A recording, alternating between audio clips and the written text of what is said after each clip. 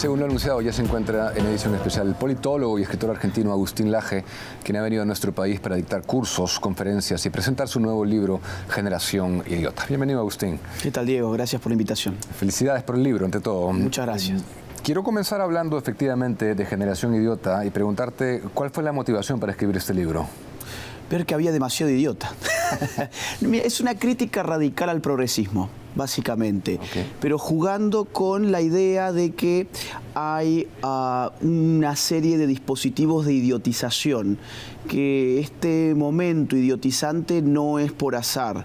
La idiotización se va generando en distintos ámbitos, el ámbito de los medios de comunicación hegemónicos, el ámbito de la farándula, el ámbito de la moda, el ámbito de las universidades, donde ya no hay debate, no está abierto al diálogo, ahí hay un adoctrinamiento ciego, el ámbito de los colegios, el ámbito de las redes sociales, donde cualquiera que diga algo que saque los pies del plato termina censurados. Así que es una disección de nuestro mundo progresista. Sí, en el capítulo 5 abordas la idea de cómo escapar de la idiotez política y rebelarse de verdad contra el sistema establecido.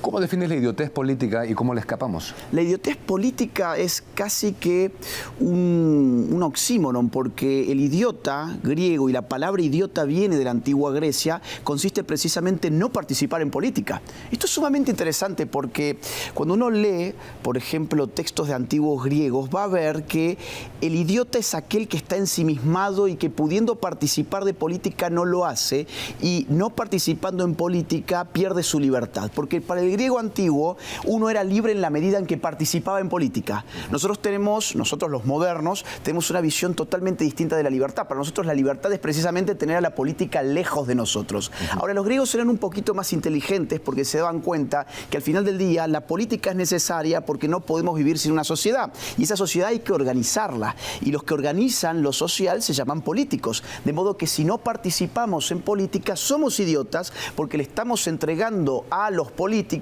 la posibilidad de ordenar nuestras vidas. Esto lo tenían muy claro los griegos y nosotros no lo tenemos tanto. Por lo tanto, la salida es participar en política, pero para eso educarse políticamente. La casta política no tiene interés de que nosotros nos eduquemos políticamente, porque si un ciudadano se educa, le va a demandar al político política seria.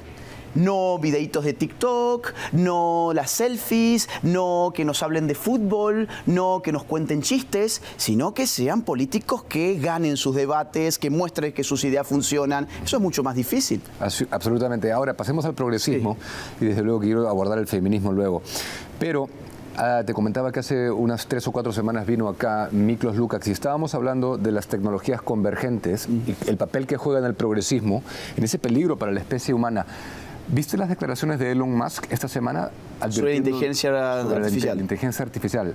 Sí, efectivamente, todo lo que estamos viendo hoy tiene una base material muy clara. Toda esta idea de los derechos, hay que garantizar los derechos LGBT. Si yo soy un hombre pero me siento mujer, pues soy una mujer. Si el niñito hoy dice que es una nena, pues entonces lo vamos a hormonar y le vamos a cortar los testículos.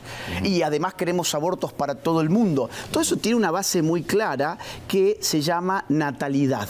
¿Y el asunto cuál es? El asunto es que nuestro sistema productivo está avanzando tan rápido que la fuerza humana laboral es prescindible, es tendencialmente prescindible. O sea, cada vez va a hacer menos falta tener seres humanos de carne y hueso trabajando. Pero tenemos 9.000 millones de personas. Hay que limitar el crecimiento de la población. ¿O ustedes se pensaban que el aborto era porque queríamos garantizar los derechos de las mujeres? Te pongo un caso. En México se mueren por año más de 3.700 mujeres por desnutrición. Cuando vos ves cuántas se mueren por abortos clandestinos, no llegan ni a 10. Y el gran tema para defender a la mujer en México y en todos nuestros países no es que se te mueran de hambre, es que tenés que matarles a sus hijos. Porque el asunto es que no tengan hijos, que tengan gatos, que tengan perros. El asunto final es que la máquina va a reemplazar al hombre y por lo tanto hay que aniquilar al hombre, porque ¿qué hacemos con 9.000 millones de parásitos? El problema con la autopercepción no es tanto que la gente se perciba como se perciba, eso es potestad de ellos, ¿no? Pero en mi opinión, quisiera saber la tuya, es cuando uno trae al Estado. hay dos problemas. Mete el Estado ahí. Ese es el problema político. El problema político es cuando mi autopercepción goza del acorazamiento coercitivo del Estado. Cuando el Estado me dice que es mi derecho imponer mi ombligo a los demás. Cuando, si yo me autopercibo una mujer, esa autopercepción genera en mí un derecho que a vos te obliga, porque cada derecho tiene una contrapartida de obligaciones y deberes. Ese es el gran problema. Yo no tengo ningún problema con que un hombre se autoperciba una mujer. Ahora, que no me obligue a mí a financiarle ni las hormonas, ni a ser partícipes de su mentira, ni a modificar la manera en que yo hablo, ni decirle a mis futuros hijos de que eso es una verdad, porque eso no es una verdad. Y ahí me voy al segundo punto. Tenemos eso como problema político, pero como problema, vamos a decir, moral, es que eso te da la... eso es una orden, es la orden de que los sentimientos son más importantes que la verdad. Nuestra sociedad es posverdadera porque ha coronado los sentimientos como aquello que está por encima de la verdad. No importa si es hombre o mujer, lo que importa es que se siente. Y lo cierto es que no importa cómo se sienta. Hay una realidad que está por fuera de esa persona, que está encarnada en esa persona y que, bueno, yo lo siento mucho, que se autoperciba como quiera, pero que esta cultura a mí me llame transfóbico por decir la verdad, es un sinsentido. Absolutamente. El progresismo, quiero hablar de la cultura woke y del progresismo, se ha invertido en el sentido de que se perciben como revolucionarios, pero todo el status quo es progresista, evidentemente. ¿Son revolucionarios verdaderamente los progresistas? Pero por favor, a ver, te voy a comentar, vamos a poner algún dato. Cuando vos vas a ver en los últimos años las grandes marcas de ropa, no vas a encontrar ni una sola que no te venda progresismo. Por poner un dominio del mercado. No voy a decir marcas porque estamos en la televisión, pero cualquier marca te venden remeras feministas, camisetas feministas. La última que encontré estaba en $710 en una marca importante, o también puedes ir a marcas menos importantes. Ahora, lo interesante es cuando vos haces lupa y ves la mayoría de esas marcas, la mayoría trabaja en fábricas semiclandestinas del tercer mundo, explotando a mujeres en jornadas laborales de 16 horas. Esas mujeres duermen en colchones mugrientos en el piso, tienen salarios que no alcanzan realmente para nada, comen mal, duermen mal, se las explota realmente, pero ellas te hacen tu camiseta feminista para que puedas hacer la revolución. Sobre el feminismo, Agustín, ¿cuál es el balance real que haces? El feminismo que conocemos de la tercera ola, segunda mitad del siglo XX, ¿ha logrado verdaderamente empoderar a la mujer? No, a ver, no hay feminismo más misógino que el de hoy, porque ni siquiera es capaz de definir qué es una mujer. El feminismo ha aniquilado a la mujer. Por eso es que no la puede defender. Miremos todos nuestros países. Lo que ellas llaman o lo que ellos llaman violencia de género se ha multiplicado en todas partes. A pesar de que venimos desde hace años con la cantinela de que la teoría de género nos va a salvar de los feminicidios, mentiras se multiplican, de las violaciones, mentiras se multiplican, hasta en España se han multiplicado. En España dejaron las feministas del Ministerio de Igualdad liberados a los violadores. Las feministas, las juezas feministas de Argentina en la pandemia dejaron liberados a violadores con la excusa de que no podían estar presos con el COVID. No. A ver, el feminismo es hoy misoginia pura. Anda a preguntarle a una feminista qué es una mujer y no te lo va a poder definir. Pero cuando le preguntes qué es el feminismo, te va a decir que es un movimiento que defiende a las mujeres. Hace poco te escuché decir la frase, el feminismo creó un cuervo que le ha terminado comiendo los ojos a la mujer. Esa es la teoría de género. Vamos a ver, voy a sintetizarlo al máximo. La idea de género tiene 3 estadios, 3 fases distintas. Al principio, género significaba los componentes socioculturales de nuestra sexualidad y en efecto hay componentes socioculturales en nuestra vida sexual, si no sería tan aburrida nuestra vida como la del perrito en tu casa. Pero andando el tiempo, eso que llamábamos género empezó a significar algo así como sexo. Es decir, el género a mí me brindaba una identidad per se, al margen del sexo. Yo puedo tener un sexo, pero el género me atribuye a mí una identidad que está recibida culturalmente, pero que la puedo apropiar o rechazar. Y la tercera fase de la idea de género es que el género ni siquiera habita en la cultura que yo recibo, sino que habita en mi autopercepción. Por lo tanto, si mi identidad ya no es una identidad sexual y es una identidad de género, pero el género es lo que yo diga que sea el género, pues entonces yo puedo ser cualquier cosa que yo diga. Y si yo puedo ser cualquier cosa que yo diga que yo soy, entonces, ¿qué significa ser un hombre? ¿Qué significa ser una mujer? El feminismo termina criando un cuervo que le come los ojos, porque a través de la idea del género ya no existe más una mujer. Vos podés ser una mujer con solo decirlo y yo puedo ser una mujer con solo decirlo.